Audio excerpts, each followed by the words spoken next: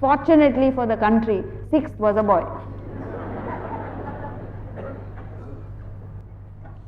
The other 5 girls towards whom this father is detached from, they're getting on fine, health, wealth, everything is fine. The 6th child, the son for whom he was yearning even before he got married, at the age of 8, he's been diagnosed with a hole in the heart. This is what attachment does. And we don't see it. You see it when it happens to them. You don't see what it's happening, what it's doing to us. Swami Ramatirtha categorically says, wherever there is attachment, 2 things happen. Even when there is contact with the object of attachment, it will give you sorrow, unhappiness. And second thing is, that object of attachment will be painfully taken away from you. So, asakti. You must rise to this concept of where you have a perfect relationship with others, tremendous love and affection you have for others, but there is no dependence, there are no demands, there are no expectations. You respect the person for what he or she is, accept the person for what he or she is. Beautiful concept, asakti. Then, non-identification with son, wife, home, etc. Also, you can take it literally, but he's speaking more in metaphorically. Wife is something that you are wedded to. Wife represents something that you're wedded to. Many of us are wedded to our businesses, wedded to art, wedded to literature, wedded to science, wedded to, now for these few days, hopefully, Bhagavad Gita.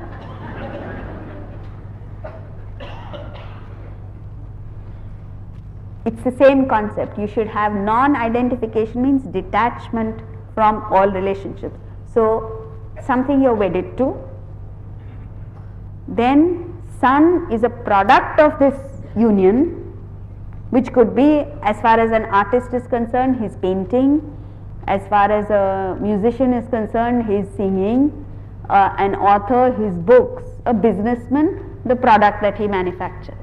There must be a basic sense of detachment from it. And home is a possession. You must develop an attitude of dispossession towards your possessions, dispossessiveness towards your possessions. You can have all the possessions you want in the world, but never should you be possessive about anything. Again, possessiveness results in pain, sorrow, and you lose the object that you're possessive about. Quality number 15, constant even-mindedness amid desirable and undesirable. You see, you believe that desirable and undesirable, the quality of being desirable or undesirable rests in the world. It doesn't. It rests in your mind. Your mind is full of likes and dislikes. So, an object in the world that caters to your like becomes naturally desirable. An object in the world that conforms to your dislike becomes undesirable. And then your mind is changing, so your likes, dislikes change, and therefore what you consider desirable and undesirable in the world also changes. So there is this total confusion and constant change in both your likes and dislikes and the world's pattern. So a wise person is one who understands this madness going on and distances himself from it. He participates in the world. He enjoys the world, but he is not dependent on it because he understands he has likes and dislikes which are constantly changing. The world has dvandvas, pairs of opposites. The world is also constantly changing. So between the changes of your mind and the changes of the world, it is impossible to find the right match. Therefore, Indians understood it. In our culture, you had arranged marriages.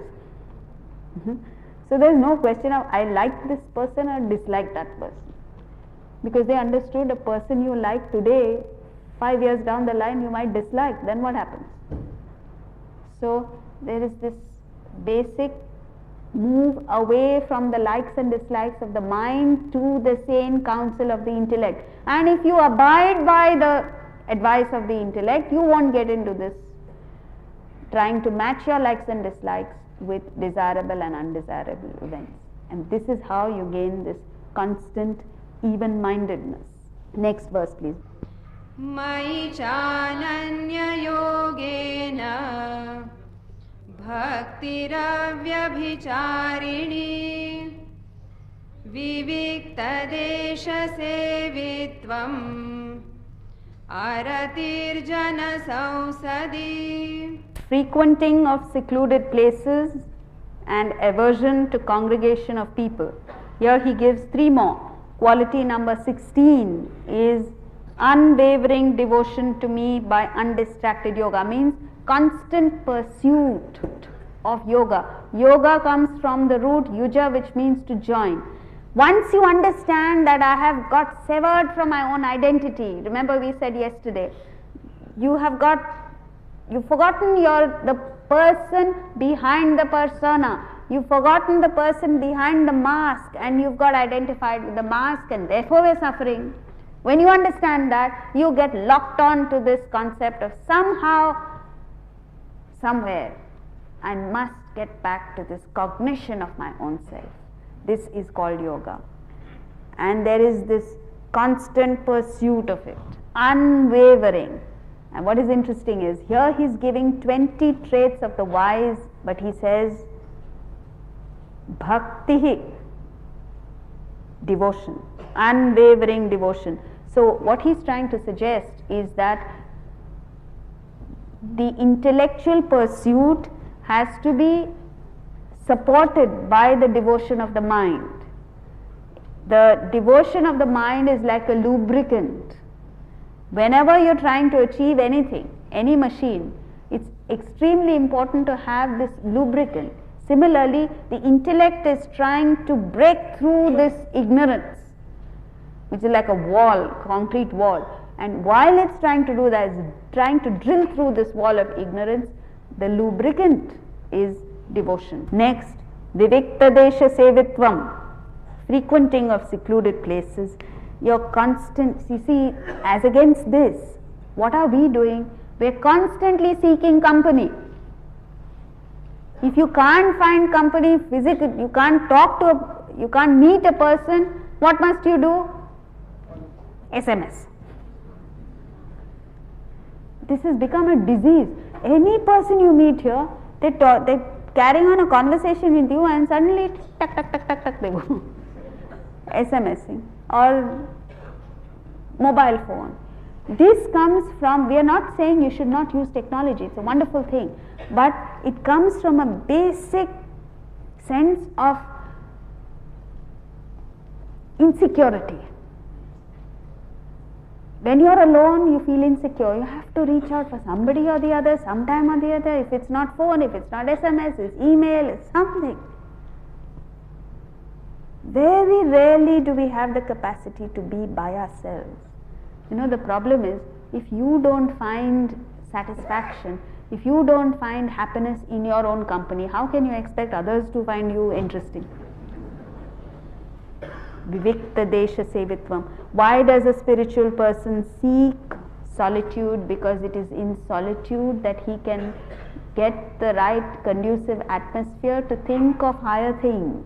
Every scientist, every author, every person who does anything worthwhile seeks solitude. This doesn't mean that he doesn't like people. It simply means that solitude is a conducive environment. And then he nails it by saying, aversion to congregation of people. You know, when you don't have a goal, when you're not pursuing anything worthwhile in life, what will you do? You waste time.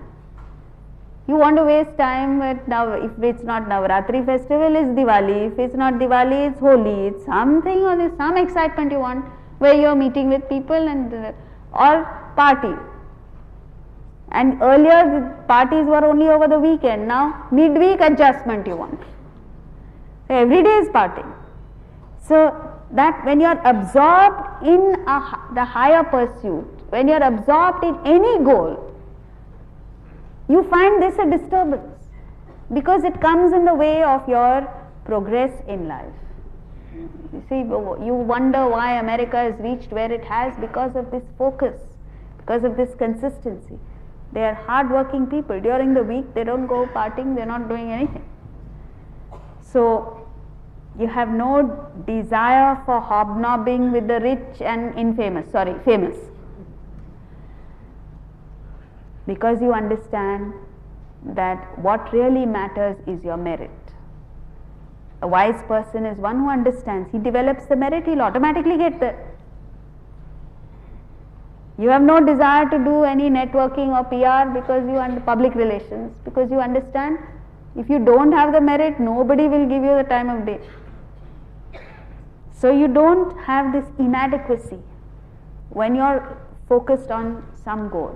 And the tragedy is, we're so busy trying to hobnob with people, we're so busy trying to get these externals that our real talent, our real worth lies wasted, unknown, unacknowledged, untapped.